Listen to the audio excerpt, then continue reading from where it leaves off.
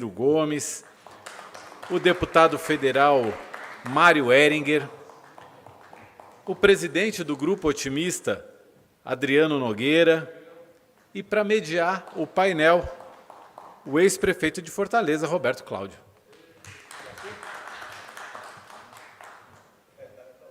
Aqui é de acordo com a foto.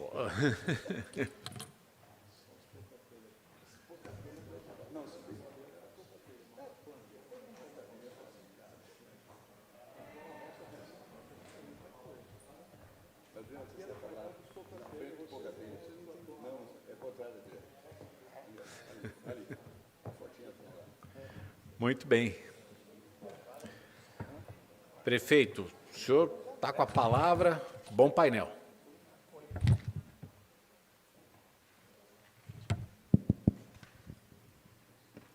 Boa tarde. Oi. Boa tarde a todos. Obrigado pela audiência. O fórum está sendo transmitido pela TV Otimista, através em 400 cidades do Nordeste, no Ceará, Rio Grande do Norte, Paraíba e Pernambuco, e também pelas mídias sociais, né? Aqui, obrigado pela audiência e pela paciência de vocês. E aqui a gente chega no último painel, né, com esses grandes nomes aqui, né? Roberto Cláudio, deputado Mário, Ciro Gomes, e aqui a gente toda a vida todos os fóruns a gente faz esse painel e com a visão otimista, né? Eu fico assim discutindo com o Ciro, não sei o quê, ele fica assim. Mas a gente tem aí bons assuntos aí para a gente ver uma visão, né? Foi discutido aqui muito sobre reforma tributária, planejamento, um monte de coisas, política, né? E aqui tem acho que vai dar um debate bom. Eu acho que eu vou começar aqui com o Roberto Cláudio. Primeiro, agradecer o convite do Adriano e parabenizá-lo por mais essa iniciativa, por mais esse fórum. Eu acho que, como disse a doutora Renata agora há pouco, tem faltado ao Brasil ambientes, né, plurais, para a gente poder pensar fora das instituições um pouco o futuro do país, e queria parabenizá-lo por esse esforço que você tem feito em São Paulo, no Ceará, aqui em Brasília, e tenho certeza que continuará aí andando no Brasil aí com muito sucesso. Em especial de poder moderar o debate com dois grandes amigos, o ex-governador, ministro, ex-prefeito, governador, ministro Ciro Gomes, com o deputado federal e amigo Mário Heringer também, para falar um pouco sobre o que ambos pensam, né, do que está acontecendo nesse momento no Brasil. A gente não pode falar de otimismo sem falar de preocupações que precisam ser superadas para que efetivamente uma agenda racional de otimismo possa ser apresentada ao país, né? E é sobre isso que a gente vai um pouco debater aqui hoje. Eu queria começar com o Ciro. O Ciro tem defendido, tem sido quase uma voz solitária, né, ao longo dos últimos anos, defendendo uma agenda de desenvolvimento nacional, né? Inclusive dando caminhos objetivos, com começo, meio e fim, especificando quais são decisões de economia política, de política de industrialização, de decisões de natureza também de relações internacionais que o Brasil precisa tomar para que, de fato, se estabeleça de novo, após décadas, né, de não crescimento, né, um novo ciclo de desenvolvimento no país.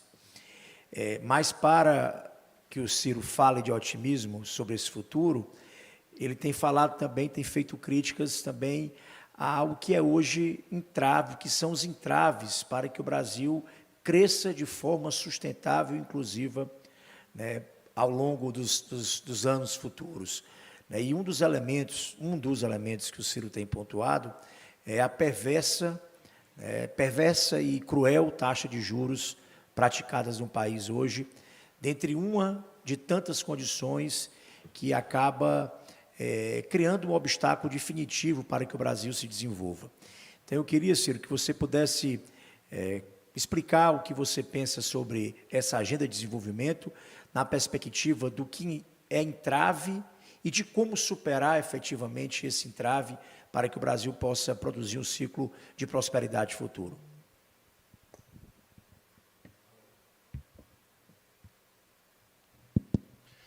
Boa tarde a todos e a todas. Eu quero agradecer ao Grupo Otimista o privilégio de, mais uma vez, poder repartir as minhas ansiedades, angústias e esperanças, né, com debatedores da qualidade daqueles que o Adriano Nogueira, meu estimado amigo, que é o publisher do Grupo Otimista, e esse momento fica muito mais agradável porque eu reparto um painel com dois estimadíssimos amigos, o Roberto Cláudio, que é, sem favor, o melhor quadro que a democracia cearense e brasileira produziu no Ceará, e o meu líder, Mário Eringer, deputado mineiro, que conhece o Brasil, tem sensibilidade, é médico, sente a dor do povo, mais simples, já andei com ele na região metropolitana da Grande Manhuaçu, lá nas Minas Gerais, e posso dizer que eis aqui um homem público inteiro, não é? Esse que está nessa luta por vocação. Amigos, a questão básica é a seguinte: ninguém pode ser pessimista, e o mais otimista de todo esse auditório, eu posso provar, sou eu. Por quê? Porque eu tentei ser presidente do Brasil 4 vezes. Se é alguém que tenta ser presidente de um país 4 vezes, ou é louco de pedra, não é? Eu não excluo essa possibilidade, ou é um otimista amante dessa república. Porém, o que está bom não é necessário de ser explicado. A propaganda oficial já faz a pabulagem, como a gente chama no Ceará. Todo dia tem reclame na televisão, não é? Propagandas, etc, etc. Agora, reparem bem, vamos compreender o Brasil, nós todos juntos, com a nossa própria inteligência. Os elementos objetivos do experimento de êxito, de progresso, de desenvolvimento do século XIX e do século XX. O Brasil está ou em primeiro, ou em segundo, ou em terceiro lugar nesse pódio dos campeões mundiais. Vejam, terra agricultável. Ninguém no mundo tem estoque de terra agricultável como o Brasil tem. Ainda que nós tenhamos também o recorde de unidades de conservação e de área de proteção das populações tradicionais do mundo. Como proporção do seu território, ninguém no planeta Terra tem moral para apontar o dedo para o Brasil nesse assunto. Ainda assim, temos o maior estoque de terras agricultáveis do planeta Terra. Água. O Brasil tem entre 15% e 20% de toda a água potável do planeta Terra. Só quem não sabe as tensões que se estabelecem ao redor de um riachinho que a Bíblia põe como grande relevo, chamado Rio Jordão, né, ali nas terras do Oriente Médio, é que não sabe da importância estratégica do Brasil ter no seu território, na bacia do Amazonas, na bacia amazônica, na bacia do Rio Paraná, na bacia, enfim, do Paraíba do Sul, ou 20%, de 15% a 20% de toda a água potável do planeta. Nós somos entre a primeira e a segunda província mineral do mundo. E não é só importante a tradição que nós todos conhecemos do minério de ferro, do cobre, do estanho, etc, etc. Não, nós somos hoje o maior estoque relativo das chamadas terras raras, que tem esse nome para não repetir o nome de vários elementos minerais da tabela periódica, que são todos essenciais para a economia digital, para esse mundo da inteligência artificial, para esse mundo do chip, esse mundo da informática. Eu lhes cansaria, por fim, se eu continuasse aqui trazendo os elementos que explicam a potencialidade civilizatória do êxito, do progresso do Brasil, com o argumento do século XIX e do século XX. O mundo está mudando muito radicalmente. E aqui está a minha preocupação central. Vou dizer agora um Brasil que convive com essa riqueza extraordinária, e eu só fiz aqui um exemplo rápido. Eu podia cansá-los com os elementos simbólicos, insolação. O Brasil é o único país do mundo que pode colher uma cultura tropical e uma cultura temperada na mesma data, pela nossa diversidade climática. Ninguém tem isso. Nós plantamos um melão no Nordeste e uva no Rio Grande do Sul, uma cultura temperada, cevada, etc., na mesma data que colhemos uma cultura tropical. Isso não tem no mundo. Isso não existe no mundo. E eu ia por aí. Mas repare aqui uma coisa. O Brasil, 71 de cada 100 garotos no Brasil, na idade do ensino médio, não estão concluindo o ensino médio. Só isso aqui já me dá vontade de sair daqui, de começar a chorar ali atrás, porque 71 de cada 100 dos jovens brasileiros não concluem o ensino médio. Numa época em que a inteligência, a economia do conhecimento, a inteligência digital é criticamente essencial para quem vai ser ou não vai ser um país desenvolvido e civilizado. 71 de cada 100. O governo cria uma bolsa não sei das quantas. Isto é picaretagem ideológica. Porque há duas razões graves para 71 de cada 100 garotos não concluírem o ensino médio no Brasil. A primeira é que nós estamos impondo ao jovem brasileiro, a partir da pré-escola, um paradigma pedagógico do século XIX. Nós estamos impondo à nossa garotada um tipo de escola, um tipo de pedagogia, um tipo de educação, como se nós estivéssemos preparando um estudante francês do século XIX. É o decoreba. Em tempos de realidade virtual, em tempos de Google, em tempos de inteligência artificial, sabe? Você, em tempos de rede social, você ensinar que Pedro Álvares Cabral descobriu o Brasil por acaso, no dia 22 de abril de 1500, quando o garoto, não é, que tem o privilégio de ter o pai rico, está chegando junto com Pedro Álvares Cabral num óculos de realidade virtual. E já está discutindo se é por acaso mesmo isso, e se perguntando por que 6 anos antes, em 1494, Portugal e Espanha foram quase à guerra e tiveram um tratado mediado pelo Papa chamado de Tordesilhas. O Brasil tem essa contradição. Ora, mas isto é solúvel. Isto pode ser resolvido. Mas não será resolvido definitivamente sem imaginação, sem experimentalismo institucional, sem um projeto com começo, meio e fim, porque cada uma dessas gravíssimas tarefas, eu tomei uma aqui, mas eu poderia repetir a tragédia brasileira em matéria de ciência e tecnologia. O Brasil, Roberto, o Brasil é o 13º país do mundo em publicação de estudos científicos. 13º país do mundo em publicação em revistas especializadas de estudos científicos. E é o 76º país do mundo em registro de patentes. Olha o lixo que nós estamos produzindo. Olha a ociosidade da inteligência brasileira que nós estamos produzindo. E os melhores estão indo embora. Estão indo embora do Brasil, porque nem sequer o serviço público, que no passado retinha essas inteligências, hoje, com salários vis, não retém mais. Vai todo mundo embora. Vai todo mundo embora. Eu dei outro exemplo. Isso também demanda um projeto. Para onde é que o Brasil está indo em matéria de ciência, tecnologia e inovação? Qual é o orçamento compatível com a meta de curto, médio e longo prazo? Nós ouvimos aqui uma palestra. Planejamento no Brasil virou um esforço notável, generoso, de jovens talentosos como o nosso ministro aqui, e que não guarda a menor coerência com os tomadores de decisão no país. Porque nada sério se produz em nenhuma nação do planeta no curto prazo, da mão para a boca. Agora vamos rapidamente ao curto prazo. Aqui a minha angústia está se agudizando. Eu digo para vocês o curto prazo no Brasil.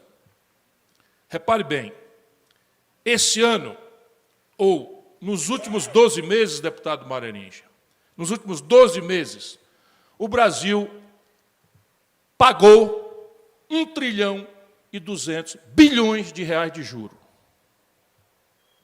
Como nós estamos em déficit primário, ou seja, o que o governo arrecada não dá para pagar o que ele gasta no ano, tudo isto foi para o montante da dívida.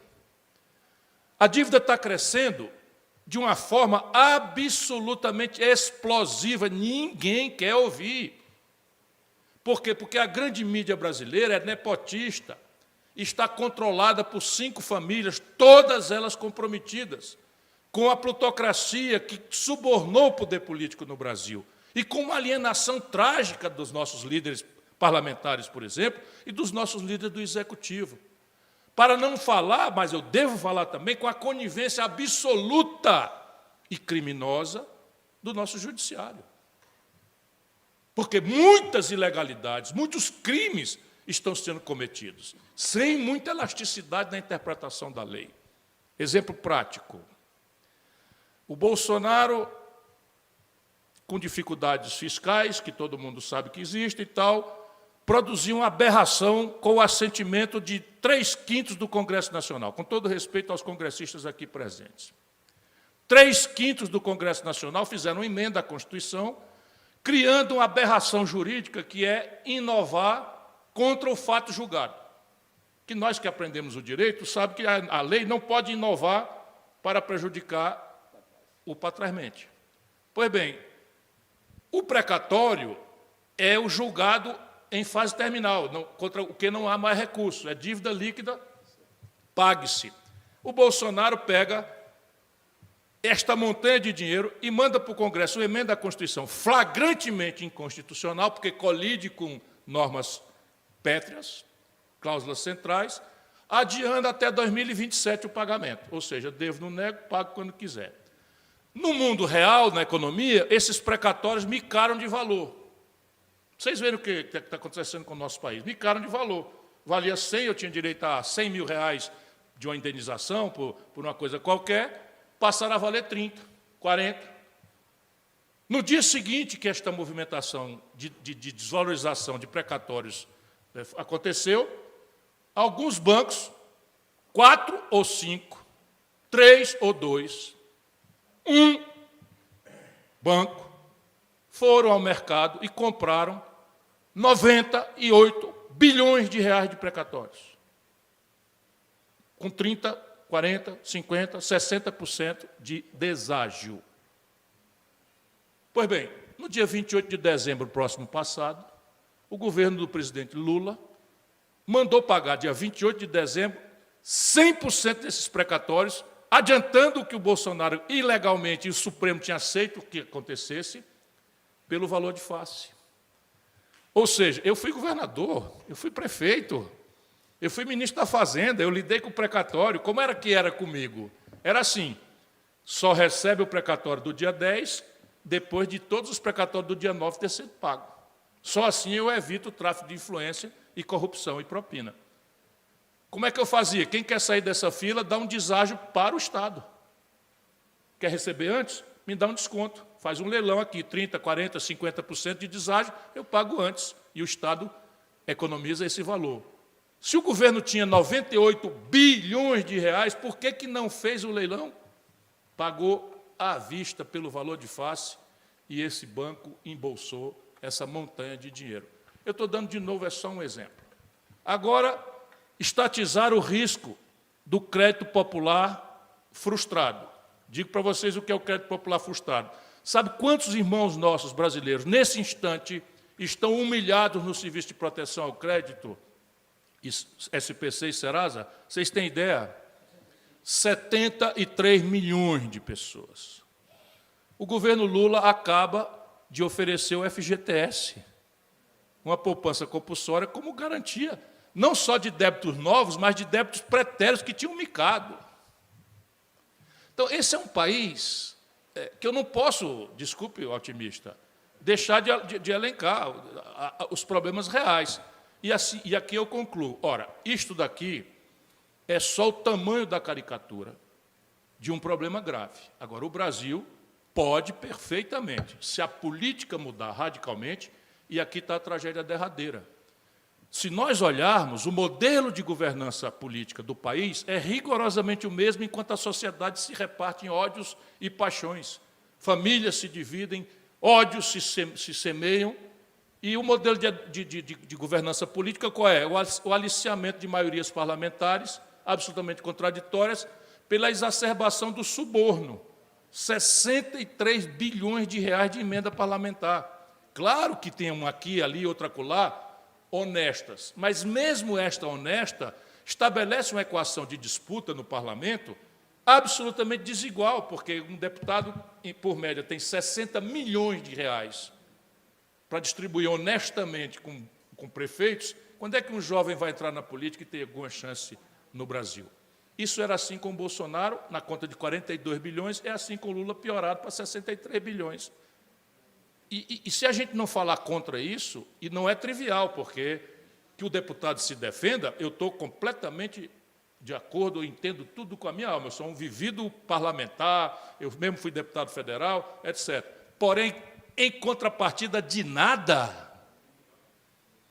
de nenhuma reforma estrutural, de nenhuma mudança nas coisas do país, não compreendo, não compreendo.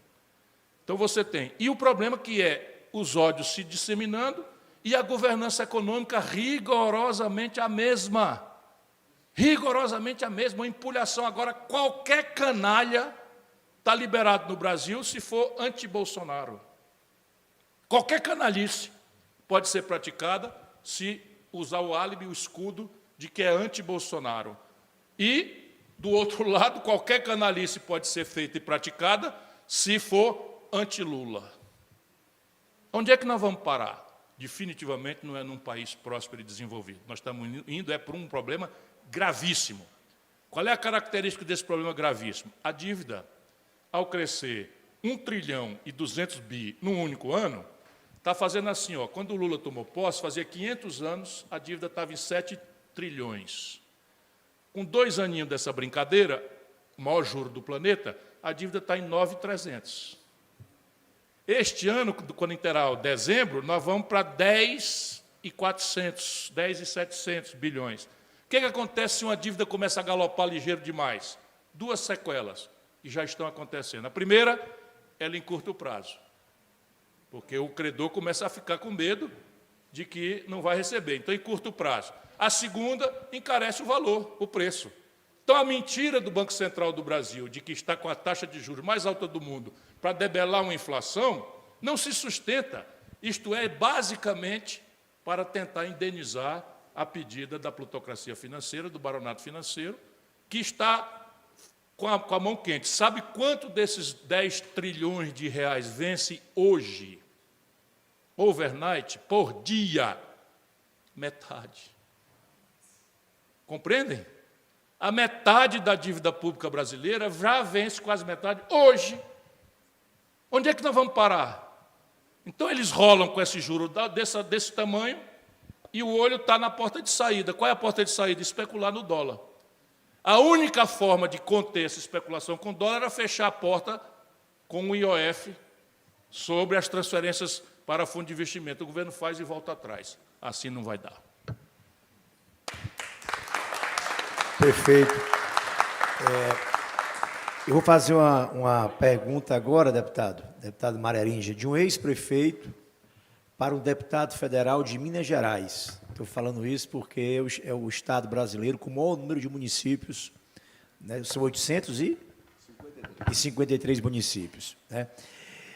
A minha pergunta de ex-prefeito é que a gente tem ouvido ao longo dos anos, né, um discurso de descentralização, né, dos orçamentos, das responsabilidades, né, do recurso público, né, um discurso de menos Brasil, né, menos Brasília e mais Brasil. E todos os governos federais, se você olhar ao longo dos últimos, pelo menos, aí, 20 anos do Brasil, têm concentrado receitas e transferido responsabilidades cada vez maiores aos municípios brasileiros. A palavra é bonita, todo mundo defende, mas ninguém pratica, que é o tal do pacto federativo, né? E agora há um elemento novo, que coloca os municípios agora numa situação crítica. Dos impostos, de todos os impostos recolhidos no Brasil, o mais próspero de todos, aquele que mais cresce em virtude da característica da economia do mundo, que tem sido cada vez mais dependente da economia de serviços, é o ISS. Esse era o único, junto com o IPTU, aqui não tem muito como se mexer, tem até como se mexer, mas era o único instrumento de independência e autonomia dos municípios, né, que efetivamente poderia até ser utilizado como instrumento de planejamento e desenvolvimento urbano. Por exemplo, o município quer desenvolver determinado bairro ou área lá de Belo Horizonte, que está em deterioração, o centro de BH, por exemplo, ele podia dar uma isenção ou uma redução de ISS para determinadas atividades econômicas. E a reforma tributária, a despeito de alguns avanços importantes que ela traz, a mais importante delas talvez seja a simplificação dos tributos, ela traz um conjunto de problemas para estados, para o Ceará, por exemplo, um problema grave, que é manter essa nossa base industrial em cima de incentivos, e traz aos municípios todos do Brasil, um gravíssimo problema, que é a perda de autonomia. Então, o discurso do Pacto Federativo está na boca de todos os partidos da esquerda e da direita, mas não tem sido praticado no Brasil, e agora a gente é pressionado, né, por uma reforma tributária que retira mais autonomia dos municípios. Como deputado federal e como mineiro, né, defensor das cidades, dos municípios, eu queria lhe ouvir, né, sobre esse problema, sobre o que você pensa sobre isso, e se há algum caminho, né, na regulamentação dessa reforma. Há uma pressão hoje, eu sei, da Frente Nacional dos Prefeitos, mas se há algum caminho para a gente proteger, né, o que se tem ainda de autonomia, né, de gestão, de orçamento dos municípios. Bem, boa noite a todos. Adriano, muito obrigado pelo convite. Estou sentindo aqui pena de mim, porque entre o Roberto Cláudio e o Ciro, sobra para esse deputado estar aqui falando. Eu tenho certeza que todos vocês estariam muito mais interessados do que o Ciro falou, do que eu falarei. Mas estou aqui para cumprir um papel, e eu, naturalmente, pensei, Adriano, que eu teria que ser otimista aqui hoje. E até pensei em alguns temas e algumas coisas que eu pudesse conversar com todos vocês com essa condição. E como mineiro que eu sou, e o mineiro sempre se pergunta, e deve se perguntar, quem coçou, oncotô e oncovô, né? É quem que eu sou, onde eu estou e para onde eu vou. São as perguntas que eu acho que a gente tem que fazer para nós mesmos também, quando estamos na frente de um negócio, no gerenciamento de uma empresa e até no gerenciamento de um país. Não dá para chegar lá sem saber quem é, quem você é, onde você está e o que você tem que fazer. Quem que a gente é, naturalmente, não é um ser único, mas é uma equipe, é um time. E onde você está, não é o lugar onde você está sentado, a cadeira que você ocupa, mas sim o ambiente no tempo e no espaço e na sociedade que você ocupa. Você tem que saber em que lugar você está inserido naquele momento, num contexto, no nosso caso, mundial. Eu não tenho dúvida disso. E aí sim, eu pergunto para onde que eu vou, ou para onde eu quero ir. O que eu tenho que fazer para que isso aconteça? Não é simples, porque as escolhas são múltiplas, as escolhas são diversas. Nós assistimos na palestra anterior a colocação, e aqui também o Ciro disse, na questão da extensão do nosso país, nós podemos ter duas colheitas completamente diferentes no mesmo período, na mesma época, porque nós temos um país onde o tamanho, a dimensão dele, no sentido vertical e horizontal, são enormes. E a gente pode ter uma diversidade muito maior de opções. Essas são as perguntas que a gente tem que fazer. Mas também tem a questão que você tem que saber, assim, qual que é a minha identidade? O que eu já fiz até hoje que deu certo? Onde eu estou falhando? E eu penso, nesse momento, que, de forma muito simplista, que nós precisamos de pensar que, bem simplista, que nós temos 3 Brasis. Pode ser 4, dependendo da análise de cada um, pode ser 5, 10, mas eu resolvi falar de 3. O primeiro é o Brasil profundo, profundíssimo. É o Brasil que não tem para onde ir, não sabe o que fazer e não tem condição nenhuma de se mover. Esse é o Brasil que nós temos a obrigação moral de fazer com que ele sobreviva com dignidade, que ele tenha espaço de respeito na sociedade e que seja por nós tratados como cidadãos também de primeira linha, sem exclusão. Essa é a primeira coisa. E é por isso que está aí o Bolsa Família, que a gente sabe que é uma maneira de fazer com que essas pessoas se sustentem. Na palestra anterior, eu quero pedir desculpas se tiver presente o nosso procurador, que estava aqui fazendo a mediação da mesa, com relação ao problema das bets. Não é proibir o cara do Bolsa Família de julgar bet, é proibir a bet. Tem que proibir a bet. Porque esse é o caminho onde a gente tem que... A gente não existe essa história. E eu fiz uma manifestação essa semana no plenário, que nós botamos o cassino dentro do banheiro. O cassino está dentro do bolso do indivíduo. Ele joga a hora que ele quer. Eu nunca fui contra o jogo físico, tem que deixar isso muito claro. Mas o jogo se transformou numa desgraça nacional. Os pequenos comércios estão sofrendo fortemente porque esse dinheiro está desaparecendo dos pequenos comércios. Então, essas pessoas, esse Brasil profundo, profundíssimo, é o Brasil que nós temos que cuidar dele com muita atenção, mas sem discriminar e mantendo um belo respeito. O segundo Brasil que eu vejo é o Brasil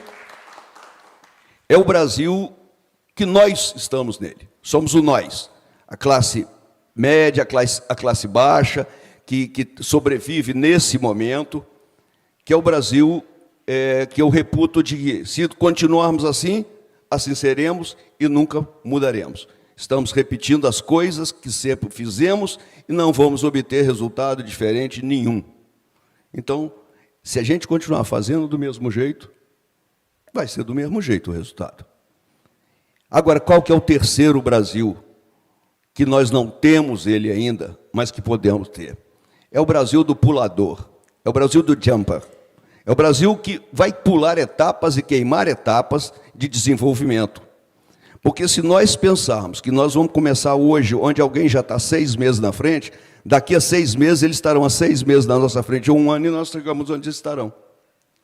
Então, a minha expectativa, a minha vontade, o meu desejo de colocar uma pauta para o Brasil, Adriano, Roberto, é colocar uma pauta que nós saibamos furar essa cerca de... Vamos usar a expressão do Nelson Rodrigues, essa cerca de cachorro vira-lata.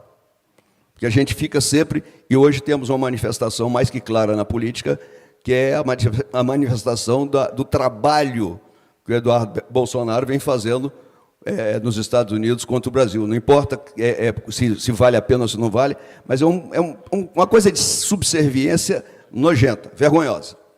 Então, nós temos que saber que nós temos que, em alguns momentos, subverter a ordem. Mas não é a ordem, nossa ordem, é a ordem que nos impõe. Eu não vejo por que a gente, desculpe se eu avanço, mas eu não vejo por que respeitar determinadas patentes.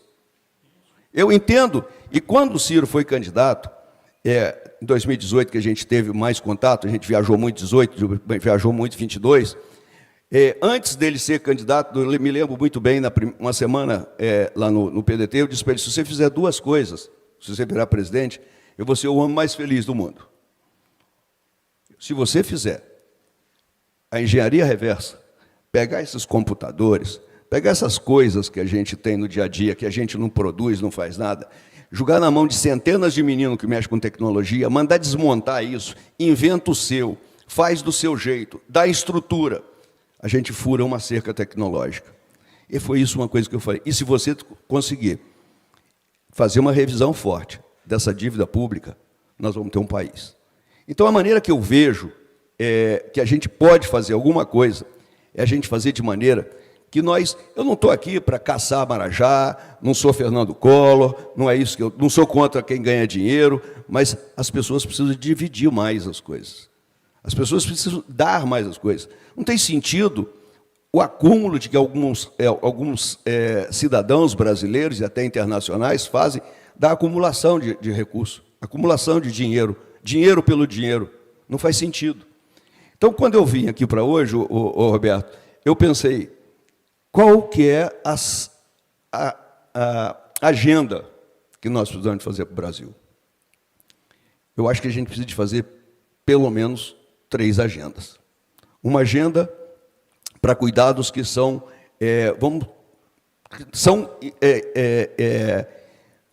não queria chamar, são os vulneráveis. Ótimo, obrigado dos vulneráveis. Tem que ter uma agenda para eles. E uma agenda para eles passa por alimentá-los adequadamente, criar condições deles morarem adequadamente, deles terem os seus filhos podendo ir para uma escola decente, terem uma alimentação adequada, terem um transporte nas pequenas cidades, porque eu sou defensor e acredito piamente que as pequenas e médias cidades serão a salvação das grandes cidades no Brasil.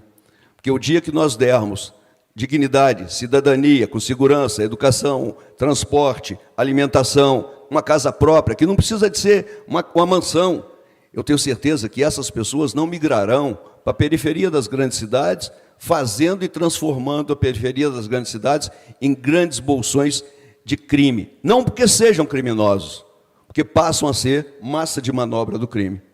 A prostituição, tráfico de drogas, violência, pulula e campeia nesses lugares, exatamente porque as pessoas saíram da pequena e média cidade em busca de esperança e foram encontrar o desatino. Eu tenho certeza absoluta que, se nós fizermos isso, nós vamos ajudar muito o nosso Brasil. E é dentro dessa linha que eu vejo o trabalho que a gente pode fazer exatamente para esses desassistidos e para uma parte também do Brasil atual, que eu chamo de Brasil atual porque não está nessa linha de pobreza, mas que vai ficar muito feliz e satisfeito tendo uma vida digna e bem assistida. Não tenho dúvida disso. Esse seria um grande caminho. O segundo grande caminho, aí sim, eu tenho e acho importante, não fechando as portas da escola para a turma que está vindo também do vulnerável, para os seus filhos, mas abrir e melhorar as condições de ensino e de tecnologia para todo mundo desses moleques que estão e dessas molecas que estão pelo Brasil afora, fazendo, sim, uma tentativa de correr atrás da fila. Que é digno, vale. Alguns vão correr mais que os outros, alguns vão estar mais habilitados e vão chegar na frente. E escolher que essa sociedade que está aí, tão desigual, possa fazer exatamente o pulo. É o jumper, é pular. Aqueles que já foram acessando tecnologia, que já tiverem mais condições, fazer com que façam a diferença, para que a gente faça a diferença como país. Sem abandonar nenhum, sem fechar porta de transição para nenhuma pessoa e nenhum indivíduo. Então, acho que esse seria um caminho otimista e um caminho factível para a gente fazer um Brasil melhor. E que eu espero seja feito em 2020, a partir de 1º de janeiro de 2027, com Ciro Gomes, presidente da República. Eu sou Pelvelso, eu provoco. Mas, para terminar, Roberto, só para te responder, porque eu não poderia deixar de responder, você me apertou sem me abraçar, porque eu não sou um entendido de finanças, de tributação, não sou, devo reconhecer, mas eu sou um municipalista, sim. O nosso pacto federativo é uma titica, não vale para nada, ele é letra morta. Os prefeitos têm que fazer uma ridícula marcha a Brasília todo ano, com pires na mão, para nada receber. Vossa Excelência permite uma parte? Todo o dia inteiro. Sabe qual é a causa do Pacto Federativo que a Constituição de 88 anunciou e deu consequência? Eu fui prefeito em 88. E a Constituição era federativa mesmo, era absolutamente descentralizada.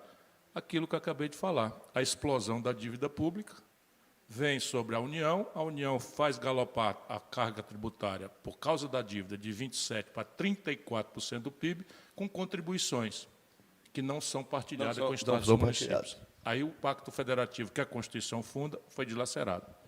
É isso, o pacto foi embora porque ele ficou só em cima de imposto, né? Imposto e taxas, eu acho, se eu não me engano. Então é isso, eu queria te dizer que é uma luta que a gente tem que fazer, nós não podemos aceitar que isso continue desse jeito, tem propostas de emendas constitucionais para mudar o fundo de participação, o valor, mas eu acho que não é aí a solução. Nós temos que rever o Pacto Federativo de verdade. A solução não é simplesmente Vamos aumentar um pouquinho o valor resolve agora, no imediato, mas daqui a pouco está defasado de novo. Nós vamos estar com o mesmo problema. É igual essas reformas da Previdência que vêm sendo feitas, que só servem para enganar e para submeter o aposentado, o idoso, a mais trabalho e mais indignidade. É isso que eu vejo hoje no nosso Brasil. Apesar de eu ser muito otimista, eu sou otimista pra caramba, e eu torço muito para que o Brasil torço muito para que eu consiga ver o Brasil um pouquinho melhor antes de eu bater as botas. Muito obrigado. Acho que o Adriano quer fazer uma pergunta para o Ciro.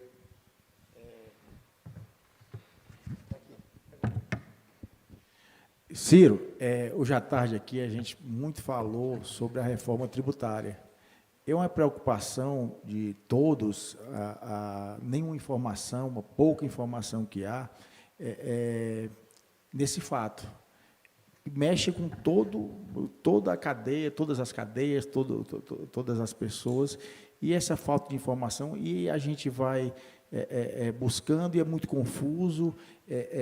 Como é que é esse ponto da falta de poder do município, que ele não vai poder mais negociar, incentivos para o Ceará, né? O Ceará, ele na sua gestão foi um choque na economia local, na indústria, na atração de empresas à custa de investimentos. Vou citar o exemplo aqui da Grendene, né, que é um dos maiores empregadores do Ceará. O que levaria uma empresa a sair do Rio Grande do Sul para produzir no semiárido nordestino, né? E agora, como é que fica com a reforma fiscal? É uma excelente pergunta. Eu até tentei chegar mais cedo, porque eu ia provocar o Bernard Pia aqui e o Mauro Filho, começando pelo seguinte. Nós estamos vivendo, meu caro Marerinde, que também gosta da boa leitura, um ambiente assim de nova língua, que é aquela expressão do George Orwell, no livro de 1994, em que você está chamando alho de bugalho. E aí, como todo mundo repete, o alho acaba sendo bugalho e acabou. E alho não é bugalho. Então, é o seguinte, não aconteceu reforma tributária no Brasil. Todo mundo deve dizer, como assim? Não está lendo os jornais? Não aconteceu reforma tributária no Brasil. A gente precisa entender isso, senão nós não vamos entender o problema. O que aconteceu no Brasil que estão chamando de reforma tributária? Uma simplificação da tributação do consumo. Só que o modelo tributário no mundo inteiro tem vários fatos geradores de tributação. Patrimônio, renda, remessas ao estrangeiro, consumo, heranças, doações, são vários fatos geradores. Consumo, e o mundo inteiro tributa, mas a proporção de tributação do consumo na literatura e no mundo inteiro civilizado é a menor das proporções. Por quê? Porque tributar o consumo é a mais injusta forma de tributação. Todo mundo tem, mas é assim, qual é a proporção da renda, a proporção do patrimônio, a proporção o do consumo no mundo inteiro, e na literatura é o menor. Por quê? Porque quando um pobre compra uma roupa, que não ficou nas isenções e tal, compra uma roupa, ele vai pagar, no caso brasileiro, a maior alíquota do mundo, 27% ou 28%, e quando um rico vai comprar a mesma roupa, paga 27%, 28%. Portanto, é muito regressivo. A pessoa mais pobre paga igual ao rico. E isso, portanto, é injusto. O que é que nós fizemos? Nós abandonamos essa obviedade nesse debate, deixamos a tributação de renda com 1000 perversões e regressividade, ou seja, o Brasil tem a mais severa regressividade de imposto de renda entre todos os países da OCDE. A mais severa regressividade. Eu fui ministro da Fazenda desse país. Nós tínhamos uma progressividade que eu criei, que começava com 7,5% e ia a 35% das grandes rendas. Eu cobrava, óbvio que todo mundo cobra, o mundo inteiro cobra imposto de renda sobre lucros e dividendos empresariais. O que é lucros e dividendo empresarial? Tudo que a empresa do Mário reinvestir, zero tributo. Tudo que a empresa do Mário passar para o Mário na pessoa física é renda. Tem que pagar. Eu fiz isso e o Fernando Henrique e o Lula revogaram não só a progressividade. Agora o Trump vai ser vergonhoso. O Trump está propondo aumentar a alíquota nos Estados Unidos, a maior, para 40%. Ou seja, ele é da direita e o Lula é da esquerda, que manteve a regressividade da tributação da renda no Brasil. Depois você tem, por exemplo, imposto sobre a propriedade. Só para dar um exemplo prático, Adriano, para mostrar que nós não tivemos uma reforma tributária. O IPTU, que o povo de São Paulo, da cidade de São Paulo, paga por mês, é o equivalente ao que o latifúndio do agronegócio mais rico do planeta Terra paga por ano de imposto territorial rural. Vocês ouviram bem? Então, o IPTU é um apartamento. Eu pago sobre a propriedade, pago X de IPTU por mês em São Paulo, o que o Brasil latifundiário paga por ano de imposto territorial rural, que é o IPTU das propriedades rurais. É concretude, são coisas práticas. Isso está igualzinho e tal. Lucros e dividendos, continua sem tributação. Então, o que acontece? Como você não tributa corretamente renda e patrimônio, e chama de reforma tributária uma reforma da tributação do consumo, nós vamos encavalar para chegarmos ao absurdo de termos a maior alíquota do mundo. Essa é a razão. Mas tem razões adicionais. Por exemplo, este é o único país do planeta Terra, que vai botar na tributação do consumo popular o buraco da Previdência. Isso não existe. Por quê? Porque unificaram PIS, COFINS no IBS, que agora não é mais I, é C. E a diferença, Roberto Cláudio, é que I reparte com estados e municípios, e C não reparte com estados e municípios. Ou seja, o IPI, que hoje é base de repartição do Fundo de Participação, vai entrar na CBS, ou seja, vai subtrair receita. Então, essa é a primeira grande questão dessa imperfeição. A outra é que é o seguinte: óbvio que o mundo inteiro cobra um IVA. Qual é a característica do IVA? É uma tributação do consumo na ponta onde o consumo acontece, destacado na nota, de maneira que a cidadania adquire consciência política de que está dando R$ 58,00 para o lojista pela camisa e R$ 17,00 para o governo de imposto. Quando você vai para os Estados Unidos, quando você vai para a França, quando você vai para a Itália, é o preço da coisa plus tax. Devolve, boa parte, tem vários. Então é o seguinte: a lógica desse tributo na lei do mundo inteiro e na literatura é que ele é cobrado no destino. O que é que esses cidadãos fizeram aqui? Fizeram o quê? Botaram a cobrança no destino, só que o produto da arrecadação só vai ficar no destino em 2076. Botaram isso na lei. 2076, vocês estão ouvindo direito, não é 16, não. 2076. E esses malucos petistas do Nordeste aplaudiram tudo isso.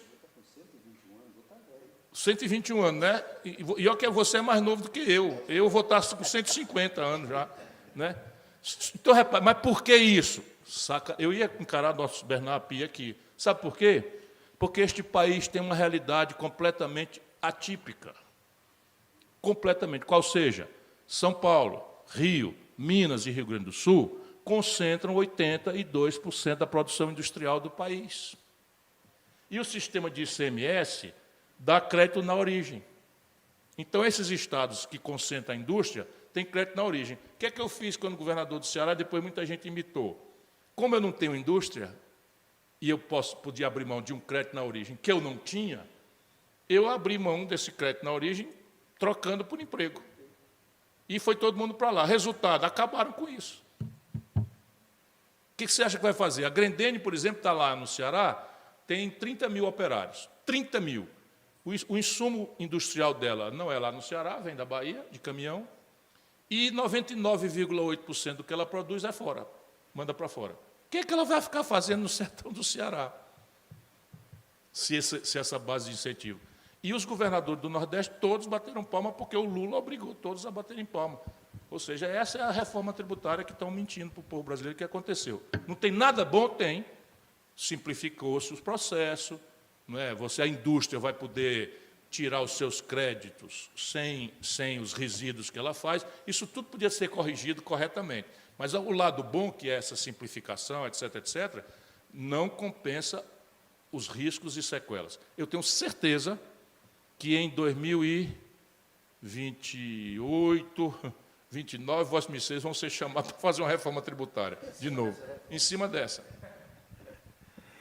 Mário, eu queria agora fazer uma pergunta para o médico e militante da saúde. Você falou agora há pouco sobre o governo não querer mexer no que é o crucial, que é a grande dívida fiscal brasileira, que tem galopado, como disse o Ciro, às custas de uma taxa de juros absurda no país. E o governo resolveu o problema fiscal sem mexer nessa dívida, contingenciando o dinheiro da educação e da saúde. Só na saúde, o orçamento acho que é de 44 bilhões, o contingenciamento é de 10%. Você que conhece a realidade do Sistema Único de Saúde por dentro, conhece já que, apesar dos avanços, apesar da importância da existência dele, ele funciona muito precariamente em termos de acesso e de qualidade de serviços, fundamentalmente em relação, em consequência da falta de recurso. Sempre se culpa a gestão, se falta gestão, enfim, há espaço para isso, mas falta dinheiro mesmo. E o governo do PT resolve querer resolver o problema fiscal brasileiro retirando dinheiro da educação e da saúde. Eu queria lhe ouvir especificamente sobre a sua preocupação em relação à consequência desse contingenciamento para a saúde pública do país.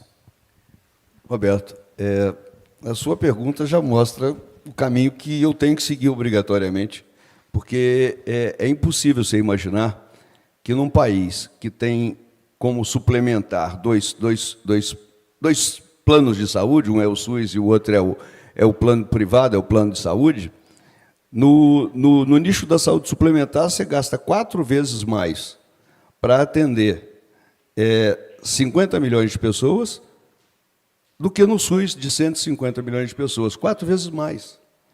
Isso já mostra que o recurso é curto. Por isso que eu acho que o SUS ainda é um grande milagre. O SUS é um grande milagre e tem que ser protegido no Brasil. Nós precisamos de arrumar soluções para isso. Você falou aí também que a questão da gestão, a gestão... Claro, nós não temos profissionais de gestão em saúde, não, gente. Vamos falar a verdade. São poucos. Porque são pessoas que foram para suas santas casas, são pessoas que que não estavam preparadas, mas que fizeram isso na boa vontade, no seu dia a dia. O médico que montou um hospital, montou uma clínica, e é desse jeito que é. Então, hoje, já começa-se a profissionalizar. Vai melhorar a gestão, com certeza, mas não é a gestão a culpada maior. E quando você vê num cobertor curto desse, que já não tampa o pé e não tampa a cabeça, não adianta você tentar tampar porque não dá.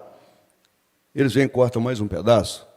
Isso só tende a dizer para todo mundo: saúde e educação não é preocupação do governo. Não é. Porque a única maneira de você entender que contingenciamento possa ser feito em cima disso é o desrespeito e o descompromisso que o governo tem com a saúde, com a educação. Para mim, quando vejo isso me causa muito desconforto, muita raiva, para ser verdadeiro. Porque eu sempre disse, tem muita gente, e é muita gente boa, que está dirigindo hospitais do interior, que são hospitais que são privados, mas atendem só exclusivamente ao SUS, então são prestadores de serviço do SUS. Eu sempre disse para os meus amigos, eu nunca vou poder trabalhar para o SUS, porque com a tabela que vocês trabalham, não é possível. E aí você me pergunta, mas como é que é possível hoje ainda eles continuam abertos? Estão todos super endividados, estão todos pendurados em banco, estão todos completamente sem condição de continuar, e mais grave que isso, muitos precisam de recorrer a subterfúgios, nem todas as vezes republicanos, para pagar a conta. E depois que fazem uma vez, ficam refém da estrutura que os submete o resto da vida. Entram debaixo de um balaio do qual não conseguem sair. Essa é a realidade da nossa saúde. E são pessoas boas, que fizeram coisas que não deviam ter feito, não foi por benefício próprio. Eu conheço muita gente boa, mas que tiveram de fazer. Então, quando eu vejo uma indignidade dessa, reduzir mais ainda o recurso, eu vejo o sistema, parece que eles querem destruir o sistema, na minha cabeça, mais bem pensado em saúde do mundo. Porque se o SUS conseguisse botar mais um pouquinho de dinheiro, você imagina se essa dívida pública nossa, se caísse 10% da dívida pública, fazia um estrago na administração, é saúde boa, educação boa, 10%. Ia ser dinheiro para caramba. Mas é a solução de quando querem fazer alguma coisa que o Brasil está devendo, eles botam culpa na Previdência. Eles botam culpa, que tem problema e a gente precisa de consertar. Eles botam culpa, eu costumo dizer que se você tem uma caixa d'água com 4 grandes buracos, um buraco vaza 51% da sua água, o outro buraco vaza 30%. Qual buraco você vai tapar primeiro? O outro vaza 20%, o outro vaza 12%. Qual que você vai tapar primeiro? O de 12%? Você vai tapar o de 51%. É aí que tem que mexer. E as pessoas se recusam a ver o óbvio. Estão sempre mexendo onde não tem o alarido, o estrilo de quem tem poder para fazer de última hora, ou em cima da hora, ou imediatamente após o governo recuar de uma medida do EOF que não devia ter recuado. É por isso que nós vamos votar contra o EOF de uma maneira geral toda pelo PDT. Parabéns. Eu não sei se eu tenho direito a uma última pergunta Viu, Ciro? Vou fazer aqui uma última pergunta. Posso fazer, Mário? Pode, mas antes eu preciso de uma mensagem aqui do Banco do Nordeste que vai passar aqui no telão. Claro. Vamos lá.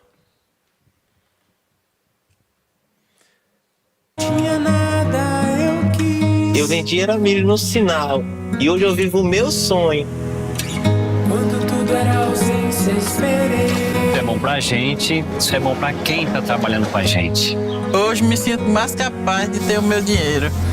Transformar vidas faz a região inteira voar alto. Banco do Nordeste. Governo Federal. União e Reconstrução. Eu sou as praias paradisíacas, as piscinas naturais, as dunas e cachoeiras.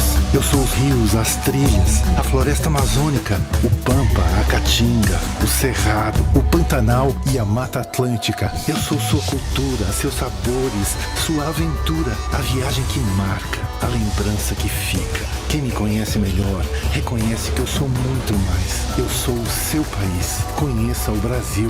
Ministério do Turismo, Governo Federal. Eu sou as praias.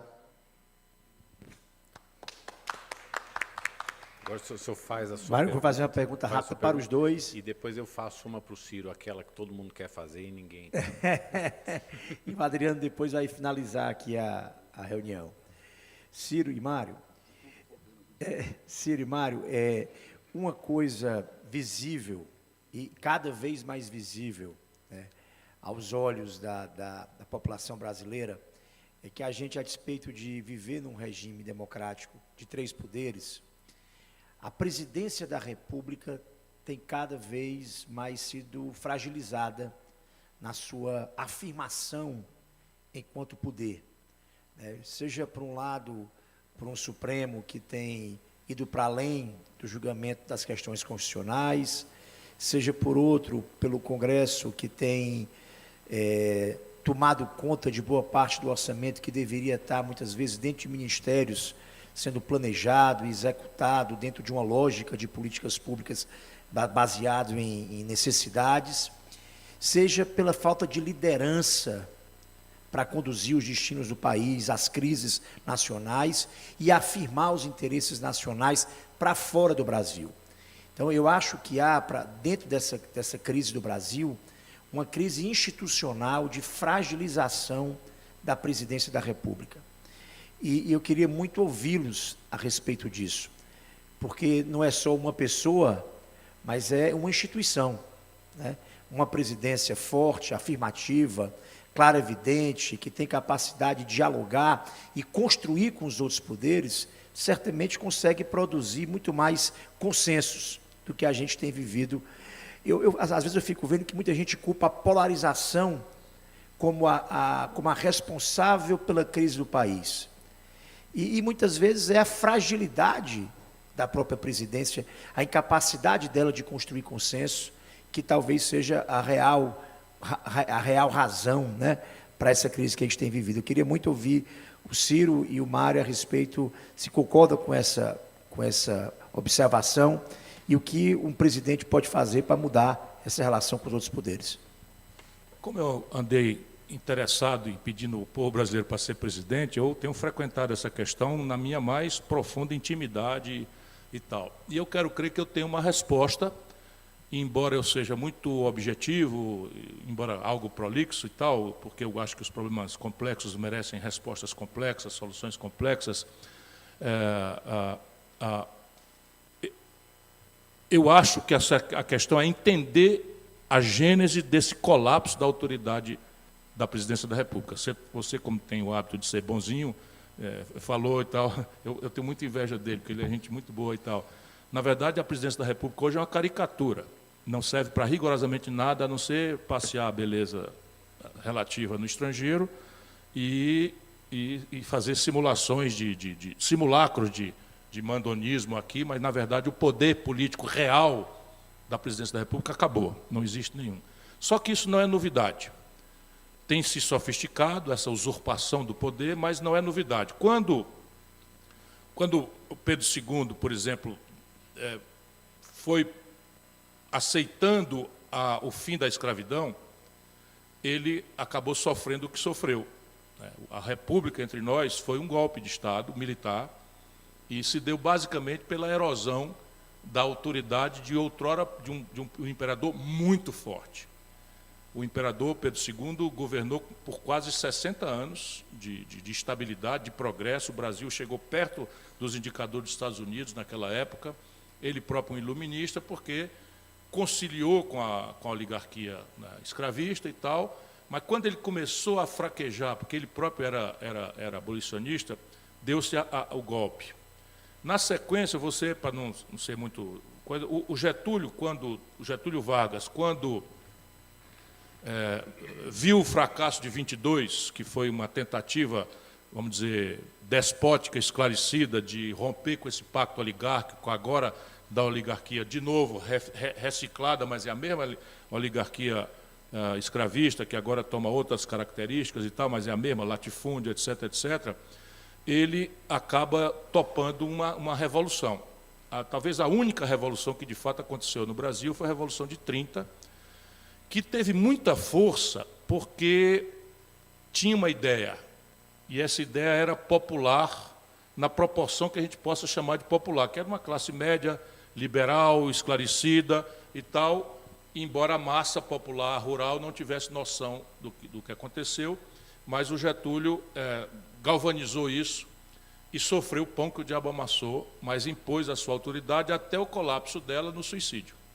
O suicídio já foi uma tentativa de emasculação da autoridade da presidência da República pelos saudosistas do autoritarismo, da oligarquia, do escravismo redesenhado e tal, e ele faz um gesto político, com um manifesto que foi escrito por um ghostwriter, sob supervisão dele, disse que aquilo não foi um ato de um depressivo, embora provavelmente houvesse ali um componente, foi um ato político, né, e que adiou aquele golpe de 54 para 64. Depois, você teve, para acelerar um pouco, você teve o Juscelino, estou voltando um pouquinho, o Juscelino governou acossado por essa gente. 1000 tentativas de golpe, até tentativa de assassinato, mas ele se sintonizou com a massa brasileira pelo redesenho apaixonante do nacional-desenvolvimentismo e o charme e a ideia que todo mundo estava vendo o Brasil 50 anos em 5, etc., etc. O que é que eu quero com essa história? O Fernando Henrique, com o Plano Real, tinha isso na mão, mas trocou pela reeleição. Então, se reconciliou com essa malta toda que vivia do imposto inflacionário. E o Lula tinha esta coisa na mão e trocou pelo poder, com a Carta aos Brasileiros, etc., etc. Nós estamos precisando de novo de uma ruptura dessa natureza. O caminho necessariamente há de ser o democrático, se depender de mim, mas nós precisamos de alguém que tope correr o risco de recelebrar, não é, essa relação e restaurar o que é democracia, porque da democracia, vamos ter clareza, só resta para nós um protocolo. Hoje o Brasil não é uma democracia. O poder real não está na mão do povo. O poder real está na mão de um pacto entre plutocratas e cleptocratas. É uma aliança de ladrões e barões, e é grave porque você tem hoje a grande mídia, 5 famílias e uma igreja, todos pensam iguais, todos se reúnem, jantam, e os bancos, que controlam absolutamente tudo. Só o Brasil, no mundo capitalista, 5 bancos controlam 83% de todas as transações financeiras.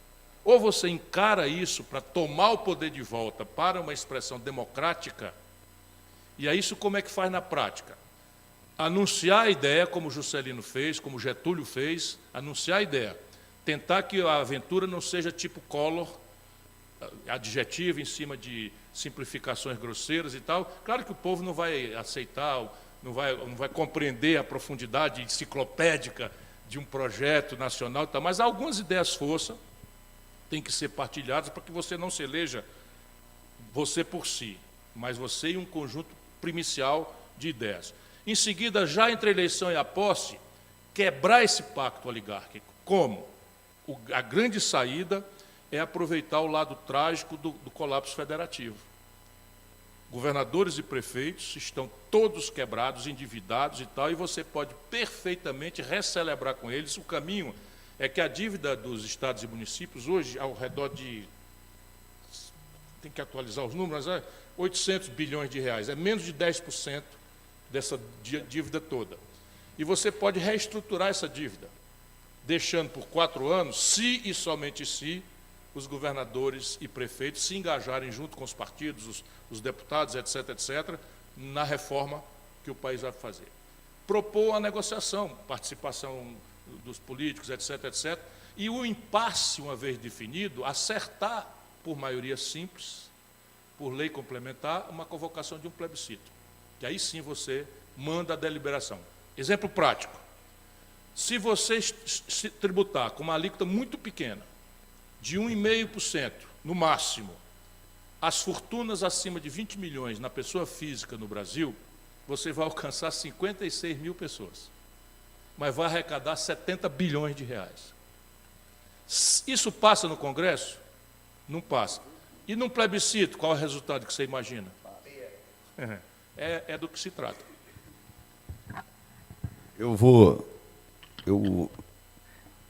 O capeta nasceu no meio dos anjos. Eu não vou ter a pretensão de dar um diagnóstico, como o Ciro fez, com a competência que o Ciro fez. Mas eu posso dizer que o que nos aflige hoje é fruto e produto das nossas ações políticas nesse período que a gente está vivendo do pós-ditadura, da democracia. Nós fizemos tudo errado. Nós empoderamos, os poderes empoderaram diferentemente pela insatisfação pelos resultados. Por exemplo, nós iniciamos empoderando o judiciário. A gente perdia, eu não estava lá, mas como político eu tenho que falar, a gente perdia ou era derrotado em alguma causa, a gente levava para o Supremo decidir. E a gente vai fazendo isso, e todo mundo aprendeu a fazer isso. Ninguém aceitou perder. Democracia é que ninguém aceita perder.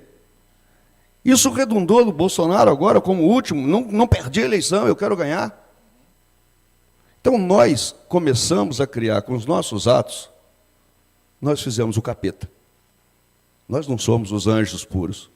Então eu acho que por aí, e a receita de tratamento que o Ciro deu, eu acho que é a receita que a gente precisa seguir. É devolver o processo decisório para quem tem o direito de decidir. É para o povo. Não é para o presidente, não é para o deputado, não é para o ministro do Supremo. No momento de uma indefinição, chama o povo e o povo diz. Que o nosso amigo Brizola já dizia, né? Se você está em dúvida para onde vai, pergunta para o povo.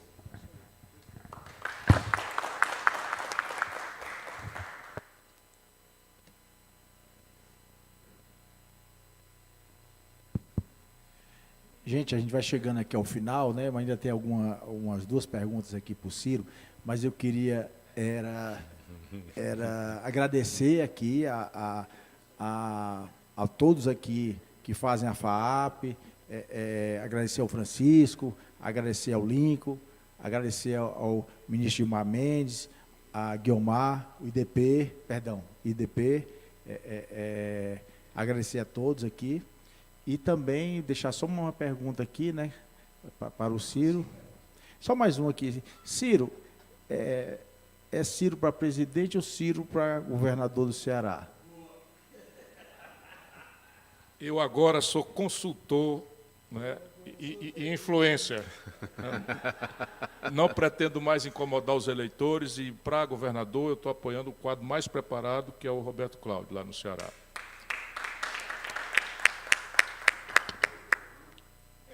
Eu ia fazer uma pergunta imobiliária para o Ciro. Se em 2000, uma pergunta imobiliária, assim, praticamente imobiliária. Se em 2027, onde que você gostaria de estar morando?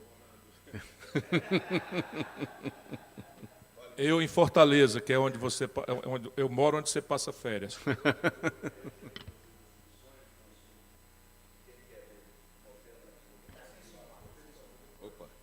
O sonho Tá bom. O sonho de consumo, para quem vive no Brasil. Um Brasil que a gente não tem opção de ver uma coisa decente acompanhando, é ter um candidato a presidente diferente do que está aí.